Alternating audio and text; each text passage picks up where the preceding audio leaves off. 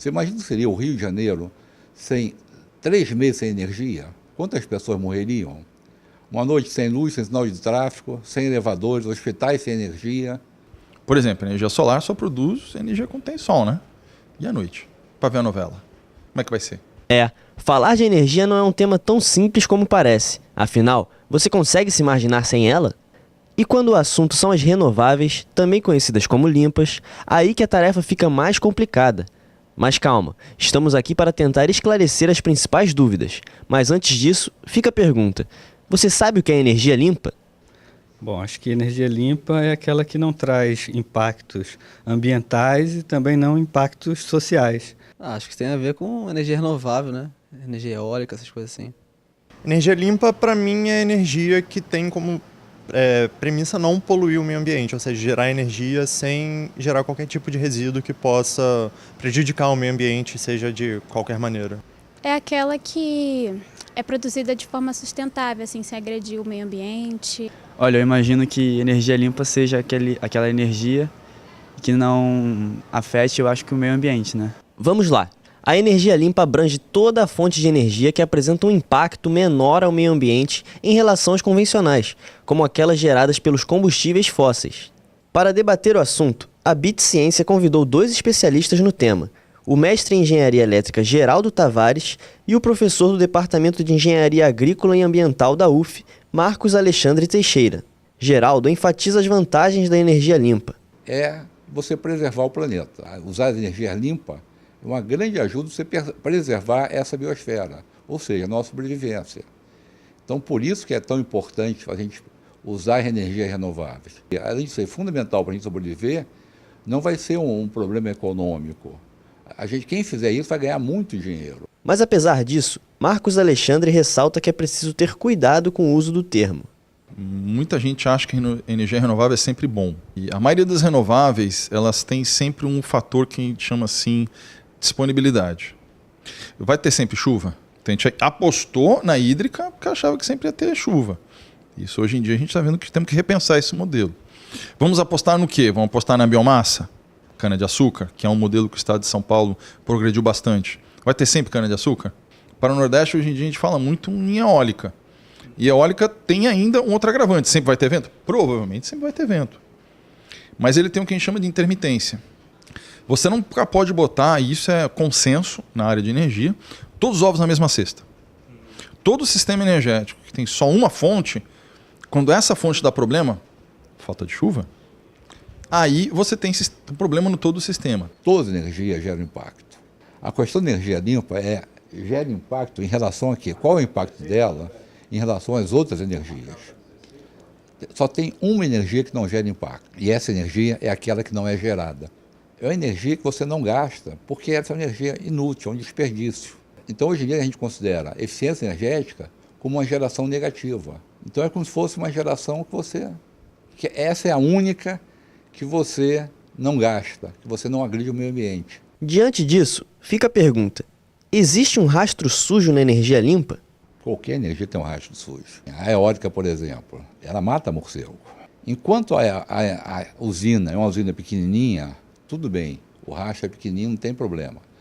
Mas quando você fizer usinas de grande porte, 100 megawatts, 200 megawatts, como é que vai ficar, por exemplo, o pólen das plantas depois da eólica? Porque aquele pólen, né, vem um vento, quando não tinha eólica, aquele vento tinha uma energia que pegava aquele pólen daquelas plantas e levava a 30, 40 quilômetros. Agora, quando esse vento passa pela eólica, a eólica tira energia para gerar eletricidade, que energia você não cria, né? Você transforma. Né? Então, depois da eólica, o vento tem menos energia. Então, em vez de levar aquele pólen a 30, 40 quilômetros, leva só, por exemplo, só a 10 quilômetros. E aí, como é que fica aquela faixa? Será que vai ter algum problema ou não? A gente não sabe, mas que cria um rastro, cria, tá? Existem algumas pessoas no Brasil que já começam a discutir se a eólica é alternativa, por exemplo. Se ela não deveria ser considerada uma tecnologia padrão. Então essa discussão da alternativa limpa, viável, renovável, nem sempre é tão clara. Você tem que ter um contexto, tem que ter um pano de fundo. As hidrelétricas, que há poucos anos já foram responsáveis por mais de 80% da energia gerada no país, responderam em 2015 por 66,6% da capacidade instalada nacional. As térmicas representam 20,5%. Entre elas, o Brasil tem a polêmica geração nuclear. As usinas Angra 1 e Angra 2 respondem hoje por somente 1,5% da capacidade. A produção de eletricidade a partir de biomassa participa com surpreendentes 9,2%, quase o mesmo resultado do gás natural, 9,5%.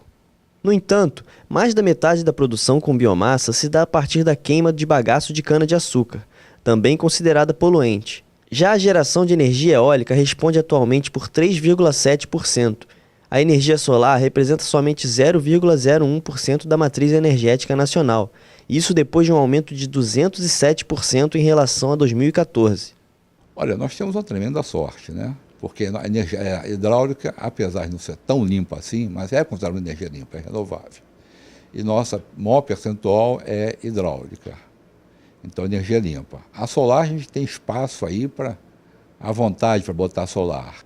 Apesar de a gente dizer que está com muita eólica, não é bem verdade isso. Tem que comparar nosso padrão de eólica com países que são semelhantes a gente. Eu diria, por exemplo, um bom para a gente comparar é a Índia.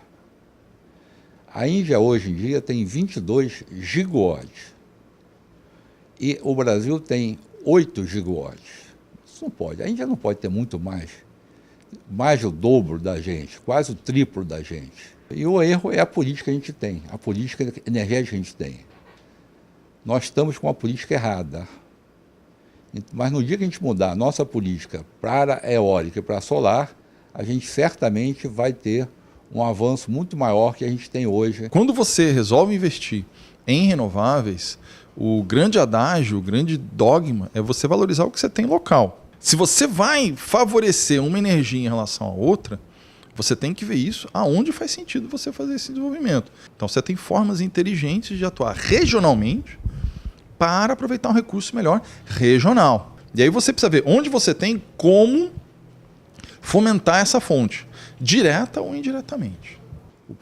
Mas o político tem uma coisa que é impressionante, ele sabe que a sociedade gosta, ele entende a necessidade da sociedade.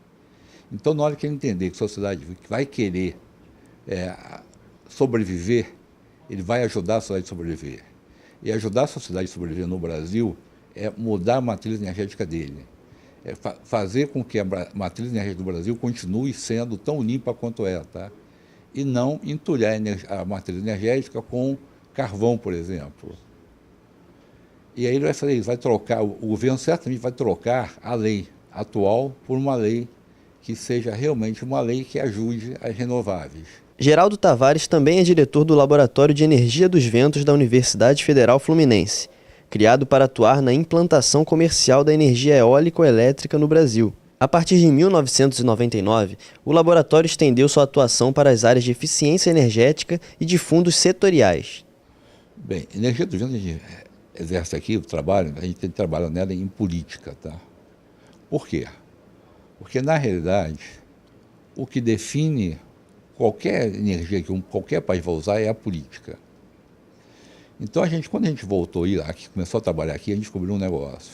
O mercado está todo no Nordeste e no Sul, tá? Então, é muito difícil trabalhar no parque eólico em si, porque não adianta. Está tudo lá no Sul e Nordeste, então as universidades lá estão trabalhando nisso, tá? Mas tem pouca gente trabalhando, não percebeu, na política. Porque a política é que vai realmente desenvolver a eólica no Brasil. E a gente tem que trabalhar no sentido de mudar a política, tanto da eólica de grande porte, como da de pequeno porte. E tanto da solar também. A gente implantou aqui na UF uma cadeira sobre isso, que começa a fazer efeito em vários alunos nossos, aí empresas trabalhando nisso, tá? E esse laboratório ele permitiu que a gente criasse aqui alguns outros projetos. Um foi o projeto de ecoeficiência da UF, que economizou uns 10 milhões para a UF, tá, nessa área de eficiência energética. E o outro, o Labilux, hoje em dia, que está aí. A gente já treinou nesses projetos nossos, tá? Mais de 80 estagiários nessa coisa, tá? E no Labilux, a gente hoje em dia é o maior laboratório de testes de lâmpada de uma universidade. Então a gente tem nessa área, tá? A gente tem mais de 30 trabalhos publicados por alunos, por professores. Tá? Esses laboratórios são usados como campos para trabalho final de curso, conclusão de curso, para produção de pesquisas. E eles são autossustentáveis. Então, a solução passa por você ter um conjunto de tecnologias atuando para atender a demanda. Porque se você está assistindo o Jogo do Brasil e dá um apagão, o prefeito, o governador, o ministro da energia perdeu o emprego. Você, usuário, não quer saber de onde vem a energia. Só quer que ela seja entregue quando você precisa. E esse é o desafio de quem atua na área de energia. Não importa de onde vem a energia. O usuário final, quando ele liga na tomada, ele quer que funcione. Renovável ou não. Então, assim, ser contra ou a favor da térmica, não é esse o problema. O problema é se você... Quanto de térmica você precisa? Porque você precisa ter um sistema que responde rápido. Agora, a pergunta é, qual é o ótimo, né? Quanto mais a gente deve investir em eólica, quanto em biomassa, quanto em solar, quanto em gás, quanto em diesel? Essa é a pergunta de ouro. Porque diversificar é a única solução para você diminuir risco.